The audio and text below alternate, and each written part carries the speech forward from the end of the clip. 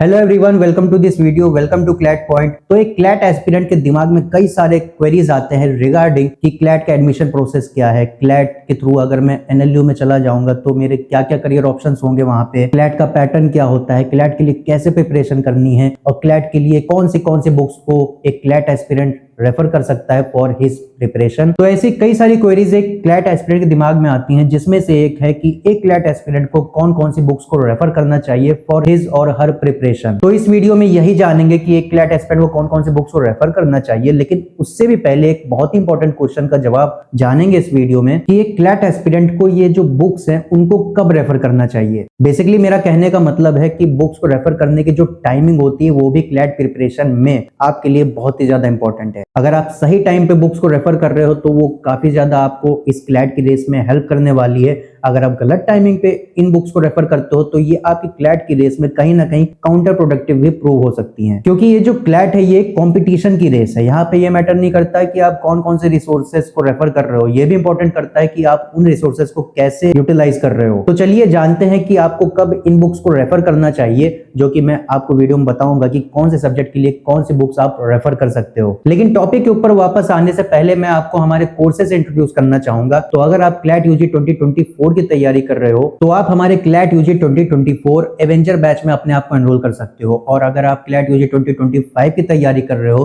तो आप हमारे क्लैट यूजी 2025 विजेता बैच में अपने आप को एनरोल कर सकते हो। क्लैट एवेंजर बैच की प्राइस आपको 21,999 पड़ जाएगी, प्लस इसके अलावा क्लैट विजेता बैच की प्राइस आपको 32,999 पड़ जाएगी। आपको इन कोर्सेज में लाइव ऑनलाइन क्लासेस देखने को मिल जाएंगी, प्लस आपको रिकॉर्डेड क्लासेस मिल जाएंगी जो आप कभी भी अपने सुविधा अनुसार देख सकते हो। इसके अलावा आपको मॉक टेस्ट भी मिल जाएंगे जिससे आप अपनी परफॉर्मेंस को एसेस कर सकते हो, और इसके अलावा आपको प्रिंटेड स्टडी मटेरियल्स भी दिए जाएंगे जो डायरेक्टली आपके घर पे पहुंचा दिए जाएंगे। और इसके अलावा एक बहुत ही क्रूशियल फीचर आपको हमारे इन कोर्सेज मिलने वाला है, जो की है पर्सनल मेंटरशिप, जो आपकी प्रिपरेशन में काफी ज्यादा क्रूशियल रोल प्ले करने वाला है। So you can definitely consider our courses, the price is reasonable. So coming back to the topic, ये जानने से पहले कि आपको कौन से सेक्शन के लिए कौन सी बुक्स को रेफर करना चाहिए, चलिए वो क्वेश्चन को जान लेते हैं जो इससे भी ज्यादा इंपॉर्टेंट है, और वो ये है कि आपको इन बुक्स को कब रेफर करना चाहिए। तो इसका स्ट्रेट जवाब ये है कि आपको बुक्स को तब रेफर करना चाहिए कि जो आपकी जो एग्जिस्टिंग कोचिंग है, जो आपकी एग्जिस्टिंग कोचिंग की क्लासेस है, जो आपने क्लासेस करके नोट्स बनाए हैं कॉन्सेप्ट्स के,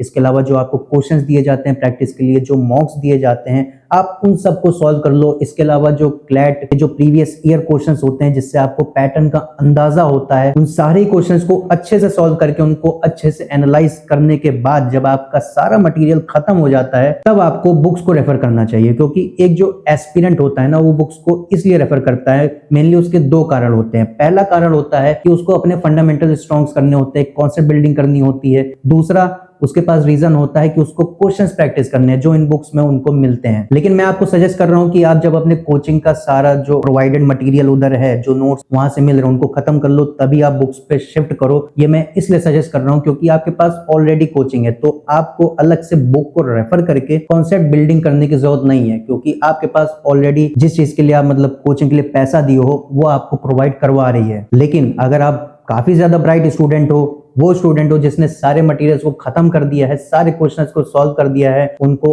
अच्छे से एनालाइज कर लिया है, तब आप बुक्स को रेफर कर सकते हो for further practice of questions. और मेनली मैं आपको सजेस्ट कर रहा हूं कि आप बुक्स को रेफर करो फॉर प्रैक्टिस पर्पस ओनली। क्योंकि कॉन्सेप्ट बिल्डिंग के लिए मैं फिर से आपको बता रहा हूं, आपकी कोचिंग जो आपको प्रोवाइड कर रही है वो इनफ है, तब भी आपको नहीं आ रहा है तो यूट्यूब आप खोल के देखोगे, आपको कई सारी वीडियोस उस कॉन्सेप्ट के ऊपर मिल जाएंगे जो आपका कॉन्सेप्ट क्लियर कर देगा, आपका कम टाइम कंज्यूम होगा। बट स्टिल अगर आप बुक्स को रेफर करना चाहते हो फॉर कॉन्सेप्ट बिल्डिंग, तो मैं आपको सजेस्ट करूंगा कि आप थोड़ा स्मार्ट स्टडी करना। आप सिलेक्टेड टॉपिक्स को सिलेक्ट करके उनकी स्टडी करना, मतलब जिस टॉपिक्स में आपको प्रॉब्लम आ रही है उनको सिलेक्टिवली सिलेक्ट करना, पूरी बुक पढ़ने की जरूरत नहीं है। तो वैसे आप कर सकते हो। और अगर आप इस साल के क्लैट को टारगेट कर रहे हो जिसके लिए काफी कम समय बचा है, तो मैं तो सजेस्ट नहीं करूंगा कि आप बुक्स को कंसेप्ट बिल्डिंग के लिए रेफर करो, क्योंकि उतना टाइम अभी बचा नहीं है। आपको ज्यादा से ज्यादा प्रैक्टिस करनी होगी। अगर आप प्रैक्टिस अच्छे से नहीं करोगे, रेगुलरली नहीं करोगे, तो कहीं ना कहीं जो बच्चा ज्यादा प्रैक्टिस कर रहा है वो आपसे रेस में आगे निकल जाएगा और आप कॉन्सेप्ट बिल्डिंग ही करते रह जाओगे। हाँ, लेकिन इसका मतलब मैं ये नहीं कह रहा हूँ कि आप कॉन्सेप्ट बिल्डिंग ना करो। आप अपने कोचिंग के मटेरियल्स को रेफर करो, नोट्स रेफर करो, आपके पास अगर रिकॉर्डेड क्लासेस उनसे पढ़ो, आपके पास अगर यूट्यूब मतलब यूट्यूब का एक्सेस तो आपके पास है ही है, वहां से आप पढ़ सकते हो। मतलब मेरा कहने का मतलब ये है कि बुक्स आप रेफर करोगे तो आपका ज्यादा टाइम कंज्यूम हो सकता है, जो अभी आप अफोर्ड नहीं कर सकते हो अगर आप इस साल के क्लैट को टारगेट कर रहे हो। अगर आप नेक्स्ट ईयर की क्लैट की तैयारी कर रहे हो तो डेफिनेटली आपके पास एम्पल अमाउंट ऑफ टाइम है, तो आप अच्छा खासा टाइम इन्वेस्ट करके बुक्स पढ़ सकते हो, अच्छे से कॉन्सेप्ट बिल्डिंग कर सकते हो, प्रैक्टिस भी कर सकते हो अच्छे से, लेकिन स्मार्ट स्टडी करिएगा जैसा मैंने अभी टेस्ट किया था। मतलब आपको टॉपिक सेलेक्ट करना है जिसमें आपको प्रॉब्लम हो रही है, उसी को पढ़ना है और उसी के क्वेश्चंस उस बुक से प्रैक्टिस कर लेने हैं काफी अच्छे से। तो ये आपके लिए काफी ज्यादा प्रोडक्टिव होने वाला है। तो ये मैंने आपको टाइमिंग के बारे में बता दिया कि आपको इन बुक्स को कब रेफर करना है। और अगर आप इस सिचुएशन में हो कि आप अपने कोचिंग का मटेरियल सारा रिवाइज कर चुके हो, सारे क्वेश्चंस को सॉल्व कर चुके हो, काफी अच्छे खासे नंबर ऑफ मॉक्स आप लगा चुके हो और अब आप बुक्स को रेफर कर रहे हो फॉर प्रैक्टिसिंग क्वेश्चन, तब आप समझ लीजिएगा कि आपकी क्लैट की प्रिपरेशन काफी ज्यादा अच्छी चल रही है, गिवन दैट कि आपने जितने भी क्वेश्चंस अभी तक सॉल्व किए हैं उसमें आपकी एक्यूरेसी काफी अच्छी है। अब चलिए जान लेते हैं कि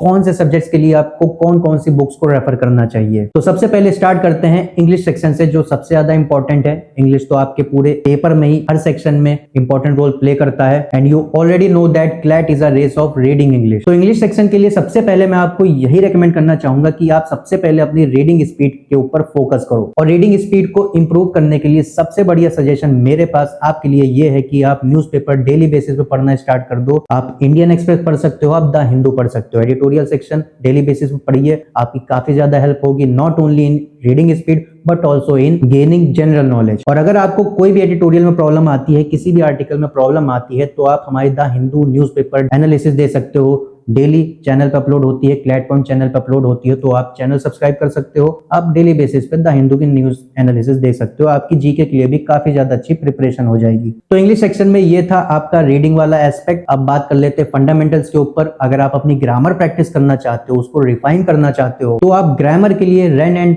मार्टिन बुक को रेफर कर सकते हो। काफी ज्यादा एवरग्रीन बुक है फॉर द इंग्लिश सेक्शन, सिर्फ क्लैट के लिए नहीं, किसी भी एग्जाम में अगर आप देख लो तो रैन एंड मार्टिन काफी ज्यादा अच्छा प्रीफरेंस होता है हर कैंडिडेट के लिए। तो ये था आपका ग्रामर वाला पार्ट। वोकैबुलरी की अगर मैं बात करूं तो वर्ड पावर मेड इजी काफी ज्यादा एवरग्रीन बुक है फॉर वोकैबुलरी आपके लिए, तो उसको आप रेफर कर सकते हो। हालांकि काफी ज्यादा लेंथी बुक है तो उसमें टाइम लगेगा, तो इसलिए आपको उस बुक को पढ़ने के लिए काफी ज्यादा स्मार्ट अप्रोच रखनी होगी, क्योंकि आपको सब कुछ उस बुक में नहीं पढ़ना है, नहीं तो आप उसको पढ़ते रह जाओगे और क्लैट का एग्जाम निकल जाएगा, आपका सिलेक्शन भी नहीं हो पाएगा। तो इसलिए अगर आप इस साल के क्लैट की तैयारी कर रहे हो तो मैं रेकमेंड नहीं करूंगा कि आप इस बुक को डिटेल में पढ़ो। हालांकि इसका एक और अल्टरनेटिव है और वो है न्यूज़पेपर, जो मैंने आपको बताया था डेली बेसिस पर आपको न्यूज़पेपर पढ़ना है। तो जब आप न्यूज़पेपर पढ़ रहे होगे तब आपको ऐसे वर्ड जरूर मिलेंगे जिसकी मीनिंग आपको नहीं पता होगी, तो आपको क्या करना है, आपको एक डायरी मेंटेन करनी है, उन्हीं वर्ड्स को उसमें लिखना है, साइड में उसकी मीनिंग भी लिखनी है। तो आपको एक लिस्ट मेंटेन करनी है डेली बेसिस पे और उसका रिवीजन भी करना है वीकली। तो वोकैबुलरी के लिए आप अगर न्यूज़पेपर डेली बेसिस पे कर रहे हो और ये जो एक्सरसाइज मैंने आपको बताई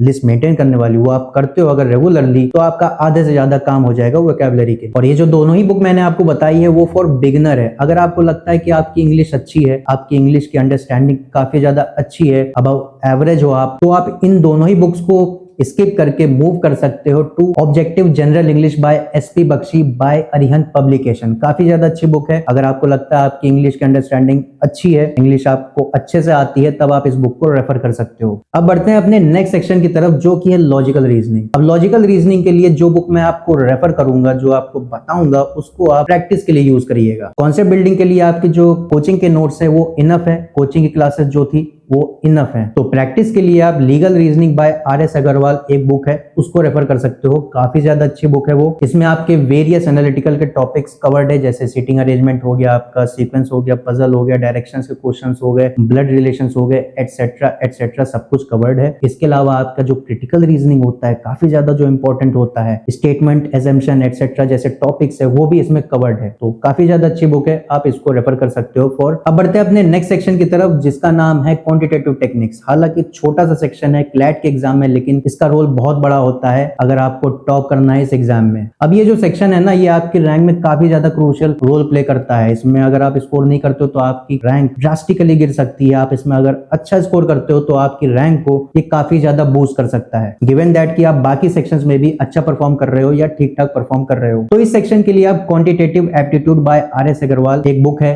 काफी ज्यादा अच्छी बुक है, उसको आप रेफर कर सकते हो। प्रैक्टिस के लिए आप इसको रेफर करिएगा। और जिन टॉपिक में आपको प्रॉब्लम फेस हो रही है, उन टॉपिक्स को आप पहले इसमें प्रैक्टिस करिएगा, क्योंकि अगर आप अपने कंफर्ट जोन के टॉपिक्स को ही प्रैक्टिस करोगे ना, तब आपका ये एग्जाम क्लियर नहीं होने वाला है। मतलब क्लियर हो जाएगा लेकिन शायद आपको अपना ड्रीम कॉलेज ना मिले। और इसमें आपको मल्टीपल चॉइस बेस्ड क्वेश्चंस भी मिलने वाले हैं, तो ये काफी ज्यादा प्लस पॉइंट है। और वेरियस टॉपिक जैसे आपके एवरेज हो गया, प्रॉफिट लॉस हो गया, कंपाउंड इंटरेस्ट एक्सेट्रा, ये सब इस बुक में कवर्ड है। तो you can definitely go for this book for quantitative technique. अब बढ़ते हैं अपने नेक्स्ट सेक्शन की तरफ, जो की है लीगल रीजनिंग। काफी ज्यादा इंपॉर्टेंट सेक्शन है इस पेपर में, और इस सेक्शन की प्रैक्टिस करने के लिए आप एक बुक को रेफर कर सकते हो जिसका नाम है legal awareness and legal reasoning by AP Bhardwaj. बहुत ही अच्छी बुक है, आप इसको डेफिनेटली कंसिडर कर सकते हो। और इसके अलावा लास्ट में एक और सेक्शन बच रहा है जो कि हमारा जनरल नॉलेज, करंट अफेयर्स। अब करंट अफेयर्स के लिए कोई फिक्स बुक नहीं है, आपकी जो कोचिंग है वही आपको वीकली मैगजीन प्रोवाइड करती होगी या फिर मंथली कंपेंडियंस प्रोवाइड करती होगी, वो इनफ है, आप उनको अच्छे से कर लीजिएगा। और प्लस